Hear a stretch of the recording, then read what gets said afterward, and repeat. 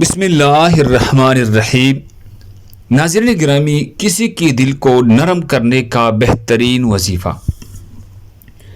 والشمس وضحاها والشمس وضحاها، آپ یہ آیات کریمہ پڑھیں روزانہ 33 بار، اور اس انسان کا تصور کر کے پھونک کے اس پہ اگر پھیلا سکے تو پانی پر دم کر کے پھیلا دے، اس آیت کو پڑھ کے دعا کرے، انشاءاللہ اللہ کے فضل و کرم سے اس کا دل نرم ہو جائے گا اور آپ کے طرف راغب ہو جائے گا۔ بہترین وظیفہ ہے۔ اجازت کے لیے کمنٹس میں اللہ اکبر لکھ کے دوسرے مسلمانوں کے فائدے کے لیے آگے ضرور شیئر کریں۔ تو ناظرین گرامی، نوٹ کے طور پر یہ بات یاد رکھیں کہ کسی جائز مقصد کے لیے یہ وظیفہ کرے، ناجائز مقصد کے لیے ہرگز وظیفہ نہ کرے۔ جزاک اللہ۔